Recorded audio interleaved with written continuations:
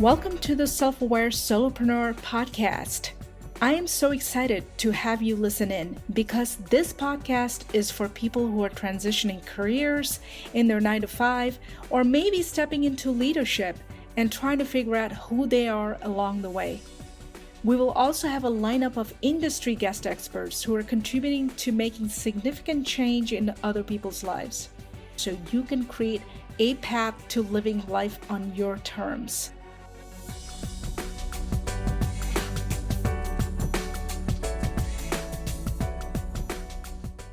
Hello, everyone. Welcome to another episode of the Self-Aware Solopreneur podcast. I'm here, your host, Humaira. Today, we have a special guest and one of my favorite people on LinkedIn. Before I introduce you her name and everything, she is the HR Realist Idealist. She's passionate about creating aspirational work cultures that people love being a part of, and that also intersect with business realities to drive growth and profit. I also know her as a fellow twin mom. If it wasn't for LinkedIn, we probably would have never found out that we are both obsessed with drinking tea. Welcome, my friend Charity Hughes. I am so thrilled to be talking with you. I am so excited. You and I always laugh so much when we get together that it's a pleasure to be here. I know you live outside of New York City with your husband of 31 years, and you have 4 wonderful sons, which is your proudest achievement. I'm not quite there yet. So remind me how old they are again. Phil is 30, John is 28, and the twins are about to turn 27 this month. So yeah, it's a crew. That's awesome. It's always interesting to me when I meet a fellow twin mom and I get to hear that all the stories and wisdom, and there's always light at the end of the tunnel. It doesn't always seem like it, but yes. There's hope for people like me who's treading water some days. So did you come up with that title, HR Idealist, or is that someone gave it to you? I'm curious.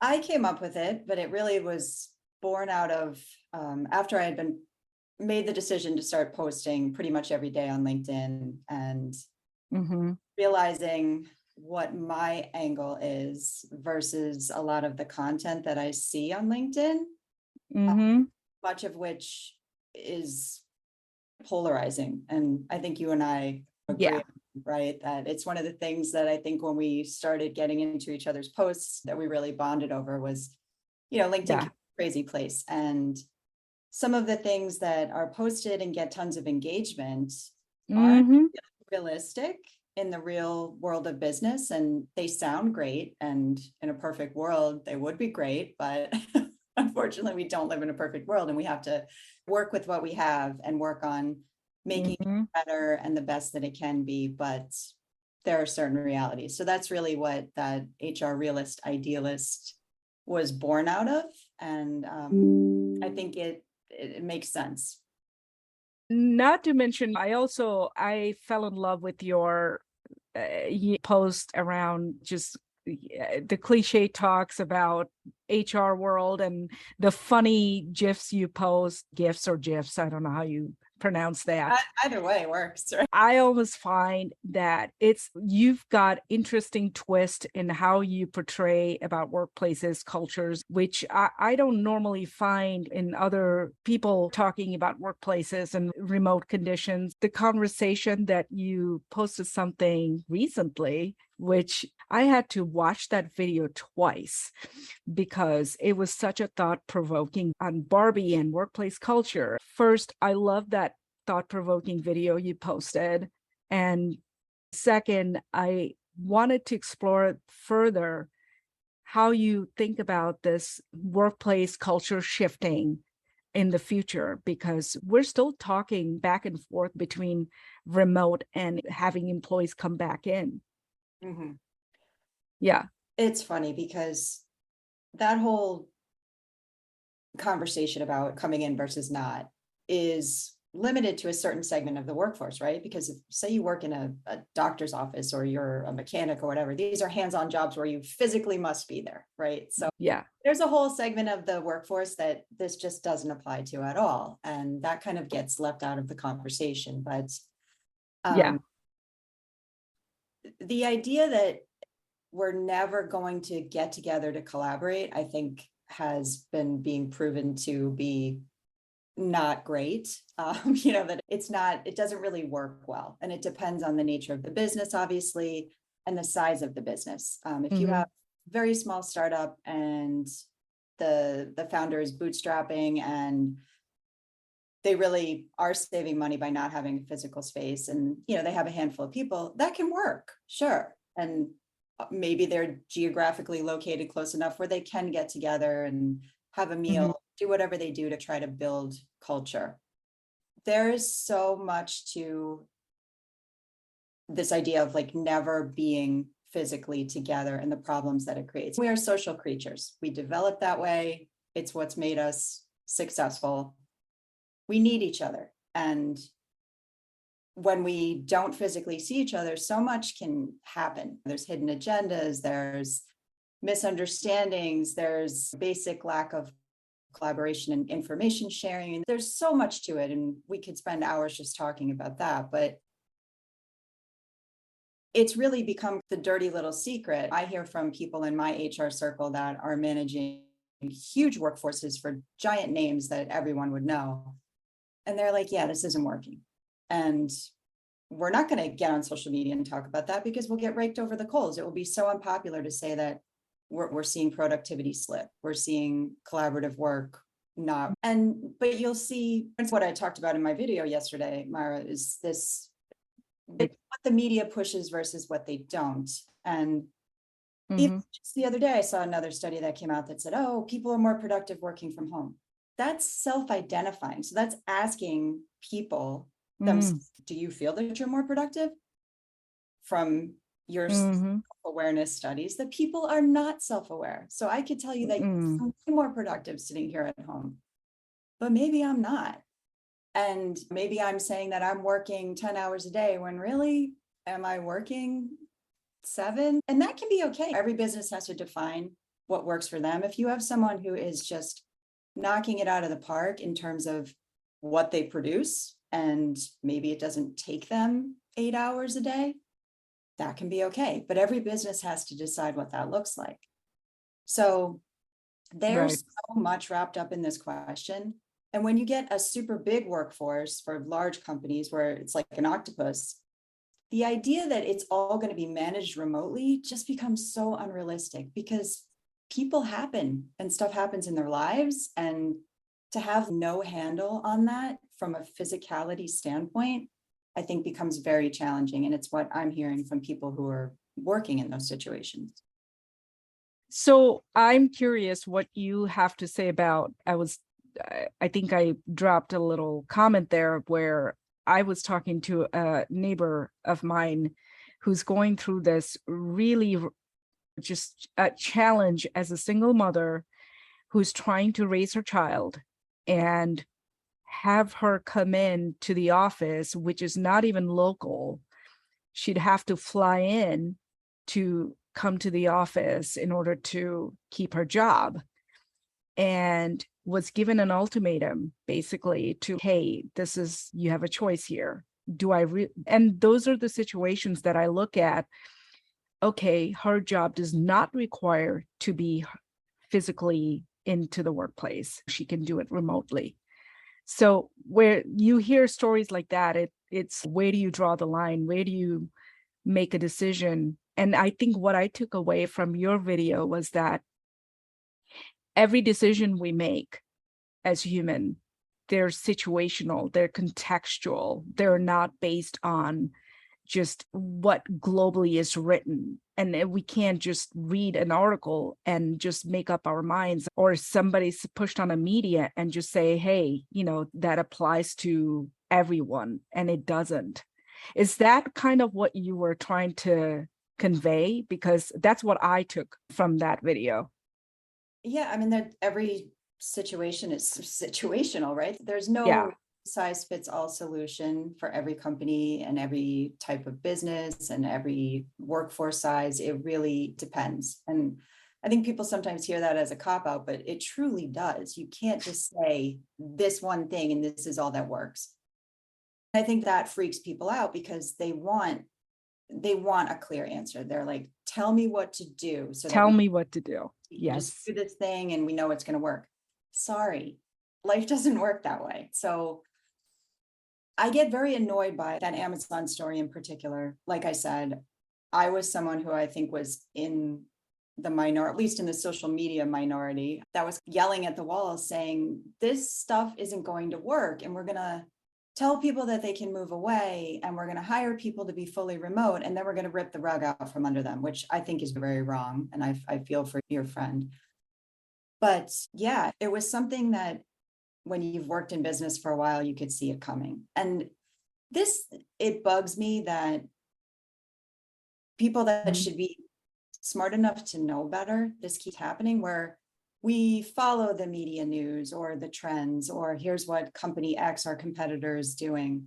And we don't know what works for our business and what's going to be sustainable. And how do we do this in a way that's not going to disrupt people's lives, where we set clear boundaries and we say, hey, if this works for you, awesome. We want you to work with us. If it doesn't, that's okay. And you can find a situation that does work for you.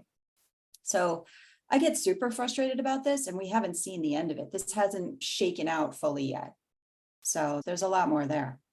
Which kind of makes me question when you said, turn on your discerning BS meter.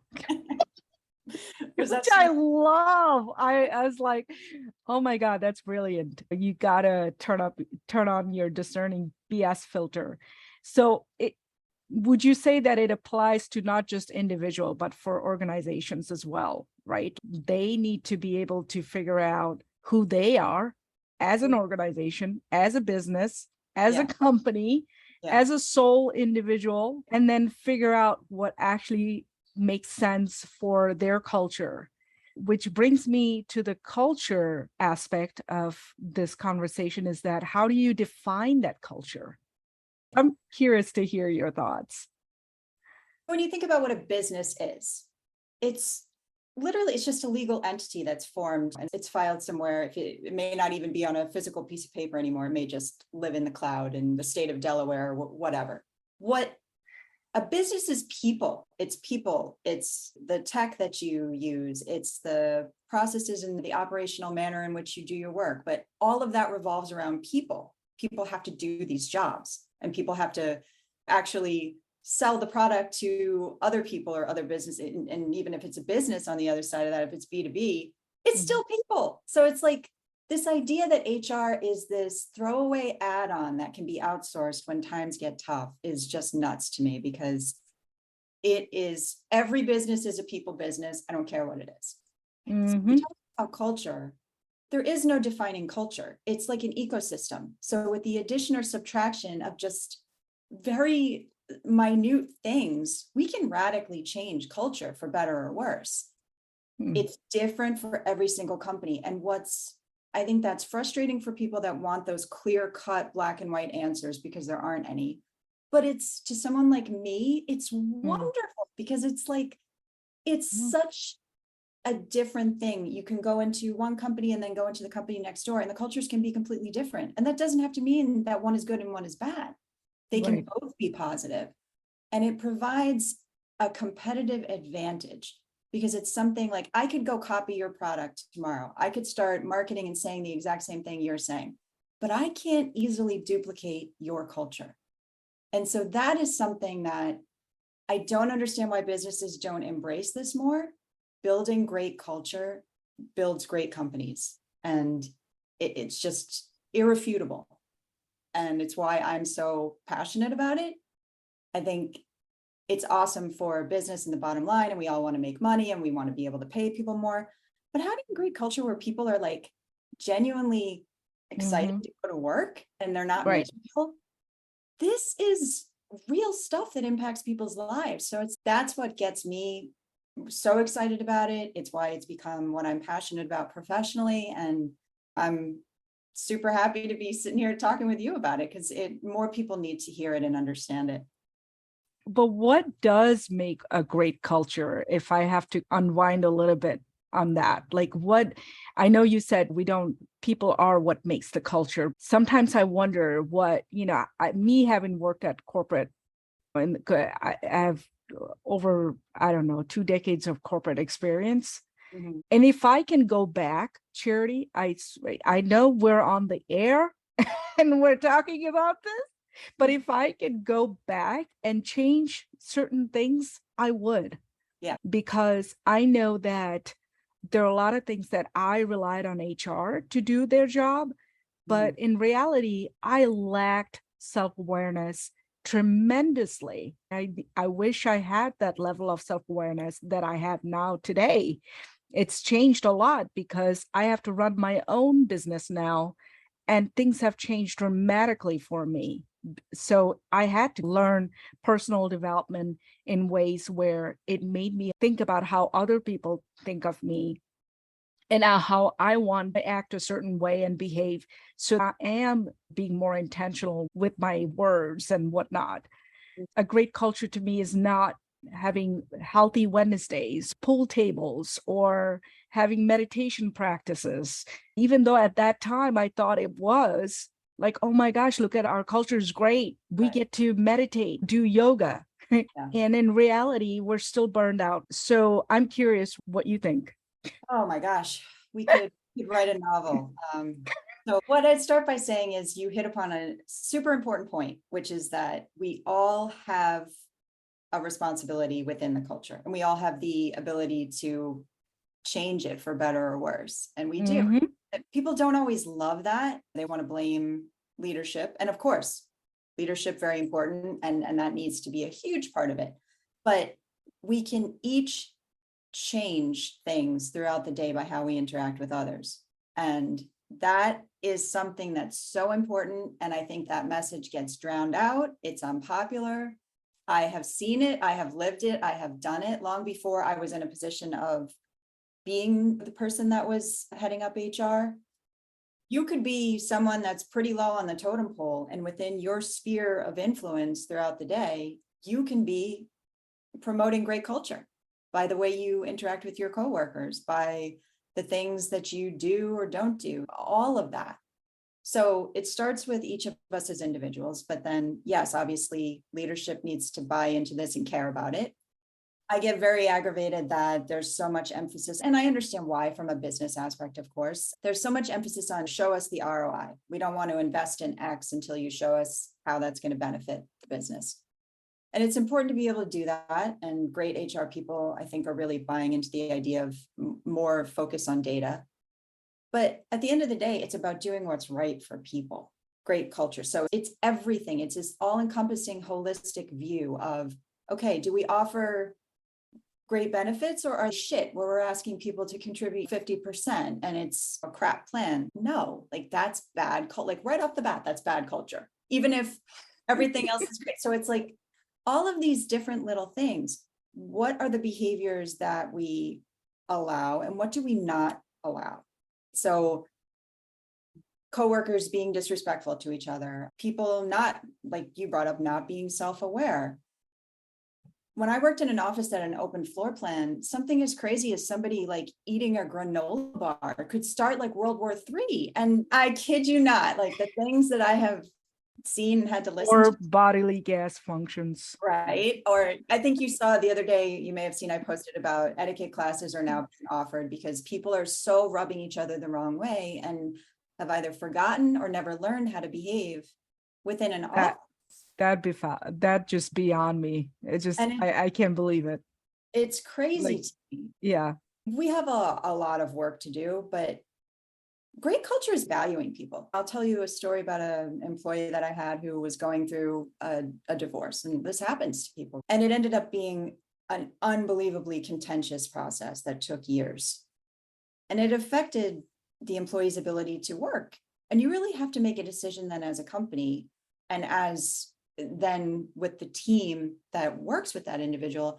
how are we going to support this and how do we move forward? So we made a conscious decision that we were going to be there for this individual, even though that meant that sometimes the coworkers had to pick up extra work, even though it meant that sometimes the company had to dial down their expectations on results. And right. Is that always possible? Maybe not, but I'd say you always have to be on the side of your people. They have to feel that you want to do that. If they truly believe that, they are going to give you their very best. And that's great culture. When it feels like it's merely transactional and that we're trying to wring out the last bit of discretionary effort out of people and burn them out, no wonder they're quiet quitting and they don't want to work and all these other crazy things, because we're not valuing them as people. Yeah, that level of trust is just not there. And they just show up because they need to show up and they need the paycheck.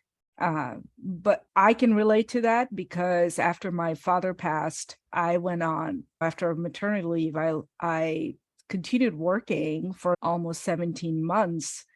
I can tell you that those 17 months were the hardest months of my life for some reason. To keep a straight face every day and just show up like everything is okay when things are not. Right. You can't quite form your words. And then on top of that, trying to do good work. I just remember that year not getting a good performance review. It was not my best. So but was that discussed? Was that like, could you have a conversation with your direct manager, or you're like, did they know? Right.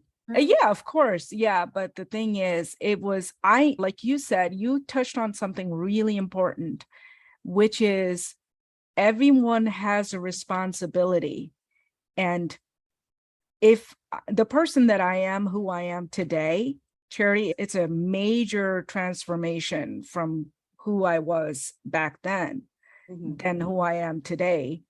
I'm at a place where I don't budge to not self-advocate for myself. Like I know when to self-advocate.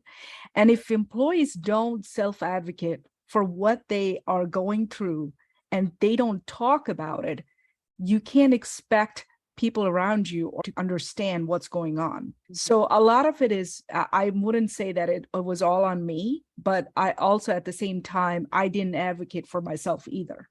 And having to reach out like, hey, maybe I need to talk to someone. I'm not asking you to empathize with me, but understand that this is the situation I'm in. But never discussing that leaves nothing on the table.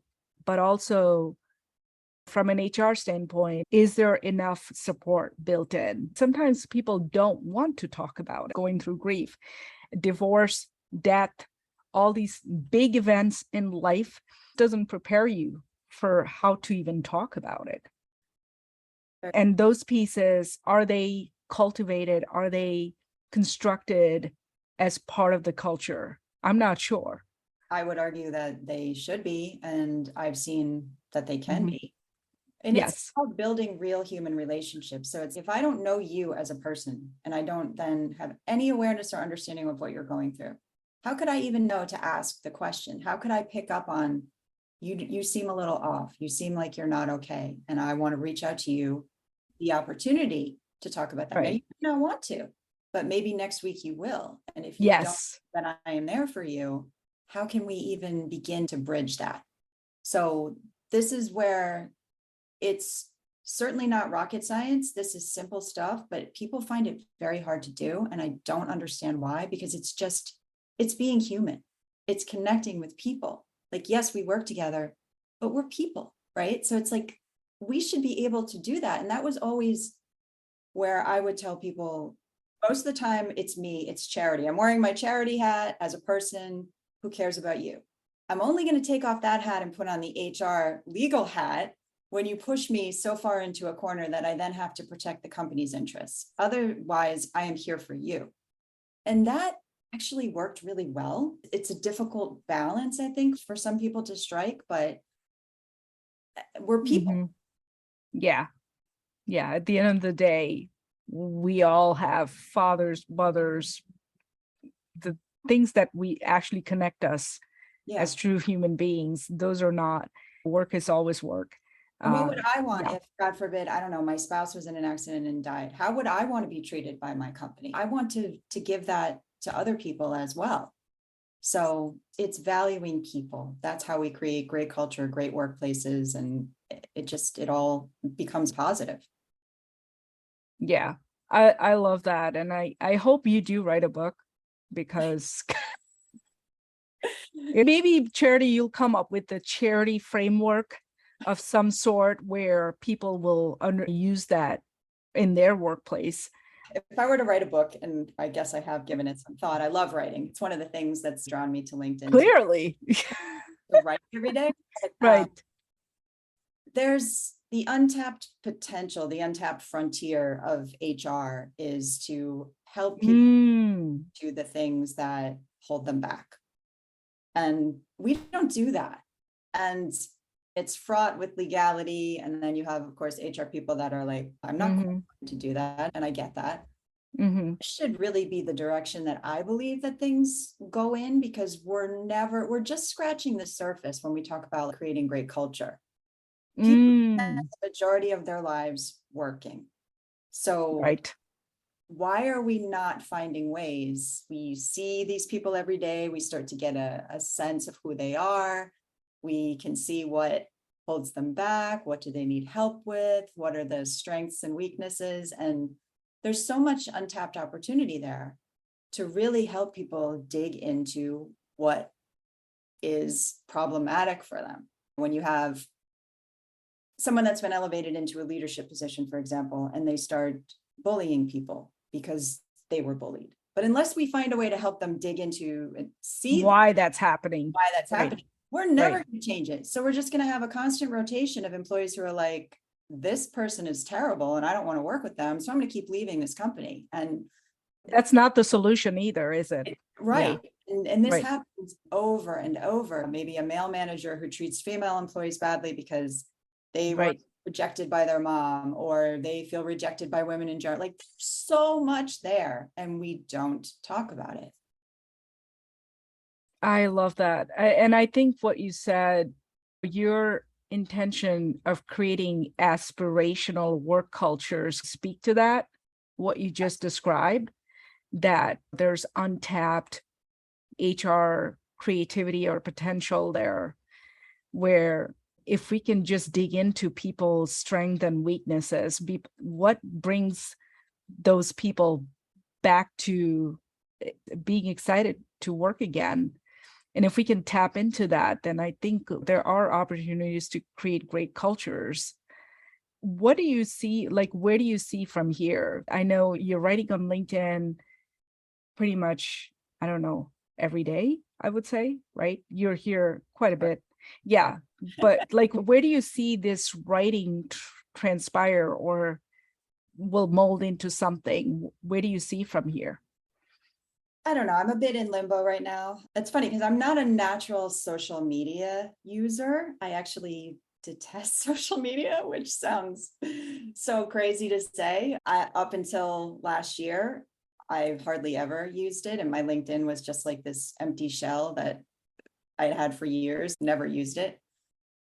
It really, for me, was born out of, and I won't get into the whole story, but I think it will resonate with others, that I was much more comfortable being in the background and letting my work speak for itself. That was a mistake. When you don't advocate for yourself, it's a problem. And so I got into a situation where my work, my knowledge, my ideas were not acknowledged or credited to me because I hadn't been vocal enough.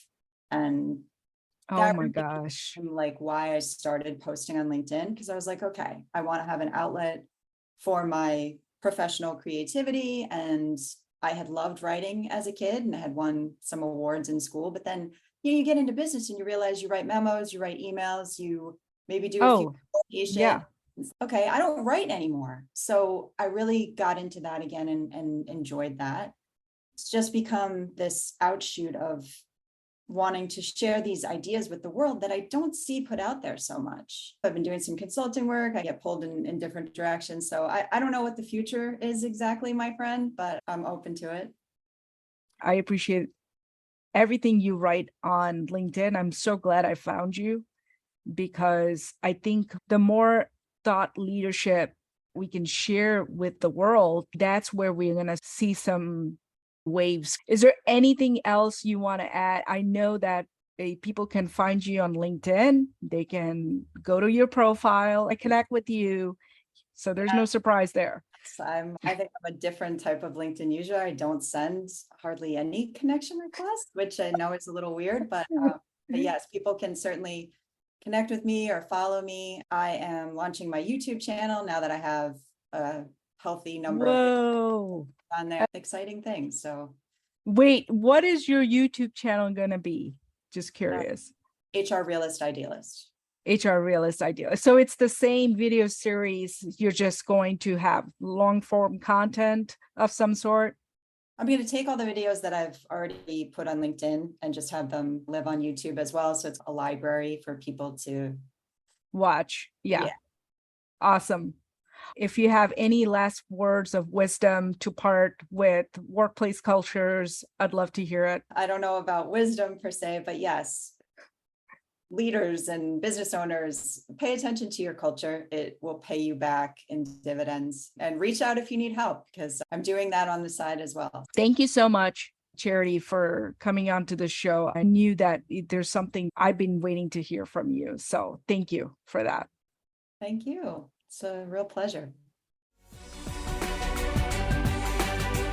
Thank you so much for listening. If you want to check out free resources and information on each episode where we share tips, strategies, and insights, you can find the show notes, downloads by visiting to my website, www.humairaakhtar.com.